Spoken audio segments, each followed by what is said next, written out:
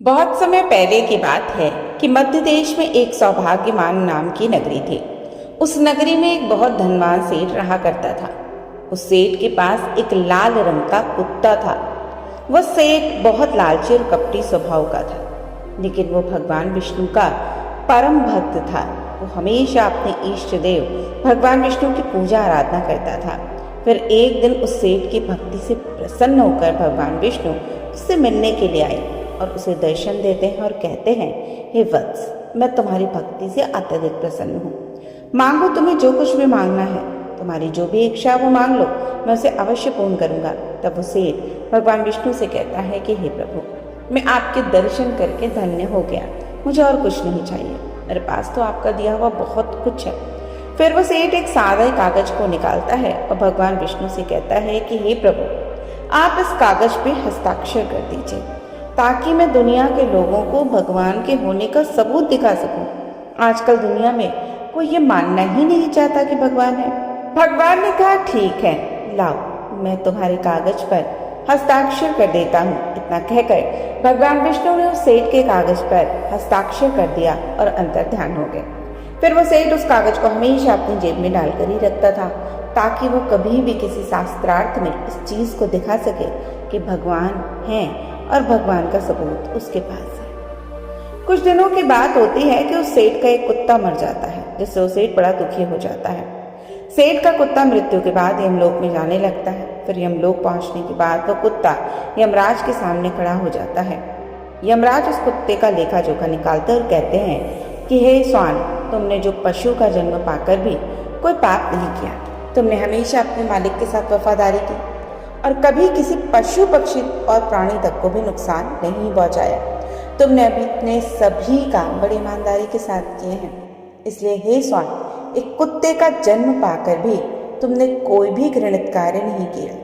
इसलिए अब तुम्हारे सभी जन्मों के पाप नष्ट हो चुके हैं। हे स्वान, अब तुम बताओ कि तुम किस लोक में जाना चाहते हो, तुम कहाँ जाना चाहते हो, वहां तुम्हें भेज दिया जाएगा। तुम जिस प्राणी का जन्म चाहते हो वो जन्म भी तुम्हें दे दिया जाएगा। हम तुम पर बहुत प्रसन्न हैं। शीघ्र बताओ, तुम्हारी क्या मनोकामना है। यह सुनकर वो कुत्ता बोलने लगता है कि हे धर्मराज, आप चाहें तो मुझे नर्क में भेज दो या स्वर्ग में, मैं कहीं पर भी जाने के लिए तैयार हूँ। लेकिन मेरी आपसे विनती है कि मैं जिस भी स्थान पर रहूँ, मैं किसी मनुष्य के बंधन में न रहूँ, मुझे किसी मनुष्य की गुलामी नहीं करनी पड़े और ना ही मुझे किसी मनुष्य का जीवन चाहिए। आप कृपया करके कोई उचित स्थान प्रदान करें। अब कुत्ते की बात सुनकर यमराज आश्चर्यचकित होते हैं और सोचने लगते हैं कि मनुष्य का जीवन पाने के लिए तो देवता भी तरसते हैं, फिर ये कुत्ता मनुष्य का जीवन ना देने की कामना क्यों कर रहा है। फिर यमराज उस कुत्ते से कहते हैं कि हे स्वान, तुम मनुष्य से इतना द्वेष क्यों करते हो। मनुष्य का जन्म पाने के लिए तो बड़े बड़े देवता भी तरसते हैं। पृथ्वी पर मनुष्य का जीवन ही सबसे सर्वश्रेष्ठ है। फिर तुम क्यों मनुष्य का जन्म नहीं पाना चाहते हो। इससे पहले तुम्हें कभी मनुष्य का जीवन नहीं मिला, शायद इसलिए तुम मनुष्य जीवन के फायदे नहीं जानते हो। तुम एक बार मनुष्य का जीवन प्राप्त करके तो देखो, तुम्हें पता चलेगा कि इसके कितने फायदे हैं। यमराज की बात सुनकर वो कुत्ता कहता है कि हे धर्मराज, मैं जानता हूँ कि मनुष्य का जन्म कितना अनमोल है, लेकिन मनुष्य बहुत ही बड़ा स्वार्थी होता है। ये मैंने बहुत ही करीब से जाना है। मनुष्य धूर्त, कपटी और चालाक होते हैं। जब तक उनका मतलब होता है वो तभी तक किसी के साथ रहते हैं और कितनी बार वो सही गलत सब कुछ भूल जाते हैं। उनकी तृप्ति किसी चीज से नहीं होती। सारे संसार का धन भी उन्हें मिल जाए तो वो संतुष्ट नहीं रहते। उनकी भूख कभी नहीं मिटती। मनुष्य बहुत असंतोषी होता है। वह अकारण ही दुखी रहने लगता है और दूसरों को भी दुख देने लगता है। मनुष्य मुझ जैसे बेजुबान जानवरों को अपना गुलाम बनाकर रखता है और अपना काम निकल पाता है। इतना ही नहीं, मनुष्य तो भगवान को भी धोखा देता है। इसलिए मुझे मनुष्य जन्म नहीं चाहिए। यमराज कहते हैं कि हे स्वान, ये तुम क्या कह रहे हो। मनुष्य भगवान को धोखा भला कैसे दे सकता है, तुम जरा बताओ, मैं भी तो जानूं। फिर वो कुत्ता कहने लगता है कि हे धर्मराज, मनुष्य जब मंदिर में जाता है तो स्वार्थी मन से भगवान की पूजा करता है। भगवान से कहने लगता है कि भगवान, मेरा एक काम बना दो, मैं इतने पैसे चढ़ाऊंगा, दान धर्म करूंगा, भंडारा करूंगा, गरीबों को कपड़े दान करूंगा। लेकिन जब उसका काम पूरा हो जाता है तो वो सब कुछ भूल जाता है।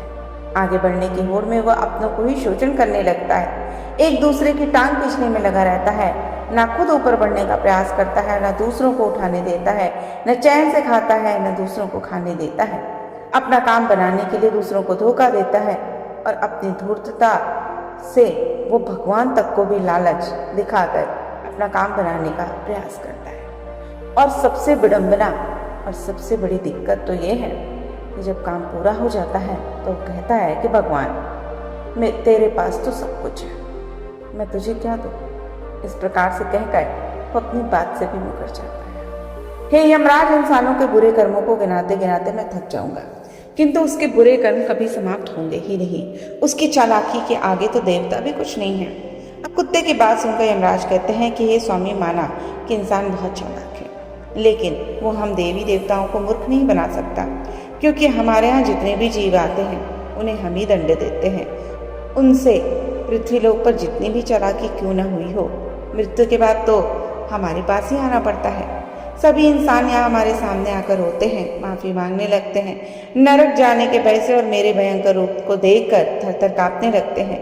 सभी मनुष्य हमारे अधीन रहकर ही काम करते हैं। फिर वह कुत्ता बोलता है कि हे धनराज, आपके पास जितने भी मनुष्य आते हैं वो सब मरे हुए होते हैं। आपका पाला किसी जीवित इंसान से नहीं पड़ा है। यदि आप किसी जीवित मनुष्य को यमलोक लेकर आ जाओगे तब आपको पता चल जाएगा कि जीवित इंसान कितना खतरनाक होता है। उस कुत्ते की बात सुनकर यमराज को आश्चर्य हुआ, गुस्सा भी आया। सोचने लगे ये तो हमारे यहाँ पर आकर हमारा ही अपमान कर रहा है। इस तुच्छ कुत्ते को दिखाना होगा कि हमारे सामने कोई इंसान कुछ नहीं है। इंसान की चालाकी हमारे सामने चल नहीं सकती। इस बात को साबित करने के लिए यमराज अपने दूतों को बुलाते हैं और कहते हैं कि हे दूतों, जाओ और इस कुत्ते के मालिक को जीवित ही उठा कर लिया। हम भी देखते हैं कि जीवित इंसान हमारे सामने क्या चालाकी करता है, और अगर यह कुत्ता गलत साबित होता है तो इसे अनेक वर्षों तक नरक में डाला जाएगा। उस कुत्ते को पूरा यकीन था कि वो अकेला जीवित मनुष्य स्वर्गलोक में खलबली मचा देगा। फिर यम के दूत धरती लोक में जाते हैं और उस कुत्ते के मालिक को अर्थात उस सेठ को चारपाई के साथ यमलोक में ले जाते हैं। तभी बीच रास्ते में उस सेठ की नींद खुल जाती है और वो देखता है कि दो अत्यंत हृष्ट पुष्ट सींग वाले यमदूत उसे चारपाई के साथ उठाकर यमलोक ले जा रहे थे। और सेठ उन यमदूतों से पूछने लगता है कि यमदूत, क्या मेरी मृत्यु नींद में हो चुकी है? तब यमदूत कहने लगते हैं कि नहीं मनुष्य, तुम अभी जीवित हो। फिर वो सेठ कहता है, फिर आप दोनों मुझे लेकर कहाँ जा रहे हो? मैंने ऐसा कौन सा पाप कर दिया है? यम के दूत उस सेठ को सारी कहानी बता देते हैं और कहते हैं कि तुम्हारे कुत्ते ने यमराज से कहा है कि जीवित मनुष्य बहुत चालाक होता है, इसलिए इस बात का परीक्षण करने के लिए यमराज ने आपको ही जीवित उठाने के लिए और यमलोक में लाने के लिए कहा है। अब उस सेठ को पूरी बात समझ में आती है। वो कुछ देर तक सोचने लगता है। फिर वो तुरंत अपनी जेब में रखा हुआ वो कागज निकालता है जिसमें भगवान विष्णु ने हस्ताक्षर किए थे। वो उस कागज पर कुछ लिख देता है, फिर से कागज को अपनी जेब में रख लेता है। यमदूत उस सेठ को लेकर यमराज के दरबार में उपस्थित हो जाते हैं। सेठ को देखते ही यमराज जोर जोर से हंसने लगता है और सोचने लगता है कि ये तुच्छ मनुष्य भला मेरा क्या बिगाड़ पाएगा। फिर वह सेठ यमराज के सामने जाकर खड़ा हो जाता है और अपनी जेब से वो कागज निकालकर यमराज को दे देता है। जब यमराज उस कागज को खोलकर पढ़ने लगता है तो तुरंत ही अपने सिंहासन से उठकर खड़े हो जाते हैं और उस सेठ को सिंहासन पर बिठाकर खुद उसके स्थान पर खड़े हो जाते हैं, जिसे देखकर यमराज के सभी दूत चौंक जाते हैं। वो सोचने लगते हैं कि यमराज ये क्या कर रहे हैं, एक मानव को अपने सिंहासन पर बिठा रहे हैं, ये जरूर कोई पहुंचा हुआ इंसान लगता है। वह सेठ अब यमपुरी का राजा बन जाता है। यमराज भी उसका आदेश मानने के लिए विवश हो जाते हैं। फिर वह सेठ सिंहासन पर बैठते ही यमलोक के सभी कानून बदल देता है और यमराज को ही यमलोक का पहरेदार बना देता है। फिर सेठ सोचने लगता है कि जब मैं मर जाऊंगा तो मुझे भी यहाँ पे आना पड़ेगा, मेरे पाप कर्मों के कारण मुझे भी नरक में जाना पड़ेगा। इसलिए उस सेठ ने नरक में पड़े सभी प्राणियों को स्वर्ग में डालने का आदेश दिया और नरक का द्वार हमेशा के लिए बंद कर दिया। और फिर सभी यमदूतों को आदेश दिया कि आज के बाद किसी भी प्राणी को नरक में नहीं डाला जाएगा, सभी प्राणियों को स्वर्ग में ही भेजा जाएगा। अब सेठ के इस आदेश को सुनकर स्वर्ग लोक में खलबली मच गई। सभी देवता हैरान हो गए, लेकिन वो कर भी कह सकते थे। यह आदेश यमलोक के राजा ने दिया था, इसलिए सभी चुपचाप उसका पालन करने लगे। अब स्वर्ग लोक का संतुलन पूरी तरह से बिगड़ गया। धीरे धीरे स्वर्ग लोक में जीवों की भीड़ बढ़ने लगी, जिनकी सेवा करके स्वर्ग लोक के कर्मचारी और अप्सराएं भी परेशान होने लगी। वो सोचने लगे इतने सारे जीवों की सेवा कैसे कर पाएंगे। उधर वो कुत्ता सोचने लगा कि यमराज को जीवित मनुष्य को स्वर्ग में लाना कितना महंगा पड़ गया। सेठ जी ने सब कुछ बदल दिया, आखिर ऐसा कैसे हुआ? फिर वो कुत्ता अपने सेठ के पास गया और पूछने लगा कि सेठ जी, आपने ये सब कैसे कर दिया? अब तो आप यमलोक के राजा बन गए हैं, अब मैं सारे जीवन आपका दास बनकर रहा हूँ, कृपया आप मुझे ही बता दीजिए कि आपने ये सब कैसे किया। तब उस सेठ ने धीरे से उस कुत्ते के कान में कहा कि जब मुझे पता चला कि मुझे जीवित ही यमलोक में ले जाए जा रहे हैं तो मैंने भगवान विष्णु के कागज पर हस्ताक्षर करा रखे थे और यह लिख दिया उस कागज पर कि जिस जीवित मनुष्य को यमराज जी यमलोक बुला रहे हैं उसे यमलोक का राजा बना दिया जाए। यही मेरा आदेश है। और उस कागज पर भगवान विष्णु के हस्ताक्षर देखकर यमराज भी समझ गए कि यह भगवान विष्णु का ही आदेश है, तो उन्होंने बिना विचार किए मुझे यमलोक का राजा बना दिया। अब सेठ की बात सुनकर वो कुत्ता बड़ा खुश हुआ, सोचने लगा कि इंसानी दिमाग चाहे जहाँ भी रहेगा खुराफात तो करेगा ही। उधर यमलोक का ऐसा हाल देखकर सभी देवता विष्णु जी से मिलने बैकुंठ को चले गए और उन्हें सारी बात बता दी। देवताओं की सहायता करने के लिए भगवान विष्णु तुरंत ही यमपुरी में आ गए और उन्होंने देखा कि यमराज यमलोक के द्वार पर पहरा दे रहे हैं। फिर यमराज के सिंहासन पर कौन बैठा है? भगवान विष्णु को देखते ही यमराज उससे प्रार्थना करने लगे कि यमराज कहने लगे कि हे प्रभु, आपकी लीला बड़ी ही विचित्र है। धरती के एक साधारण मनुष्य को आपने यमलोक का राजा बना दिया और मुझे पहरेदार। तब भगवान विष्णु यमराज से कहते हैं कि हे धर्मराज, ये सब कुछ मैंने नहीं किया, ये तो उस मनुष्य के चालाक दिमाग का कमाल है। यदि तुम जीवित मनुष्य को यमलोक लेकर आओगे तो यही होगा, इसलिए मैंने मृत्यु के बाद ही मनुष्य को यमलोक लाने का आदेश दिया था ताकि मनुष्य के सभी दोष और स्वभाव शरीर के साथ नष्ट हो जाएं और केवल उसकी आत्मा ही यमलोक में प्रस्थान करे। किंतु आप तो एक जीते जागते मनुष्य को ही यमलोक उठा कर ले आए।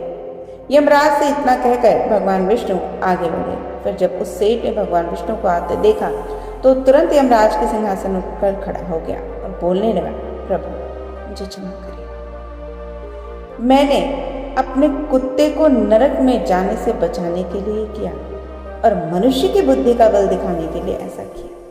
मैं आपके द्वारा दिए गए वरदान का दुरुपयोग नहीं करना चाहता था। हे प्रभु, मैं आपके दर्शन करके धन्य हो गया। अब आप मुझे किसी चीज की अभिलाषा करने के लिए ना कहें, क्योंकि मुझे आपके दर्शन हो गए, यही मेरे लिए सब कुछ है। अब भगवान विष्णु मुस्कुराए और उन्होंने उस सेठ को क्षमा कर दिया और फिर वह सेठ धरती लोक को वापस लौट गया।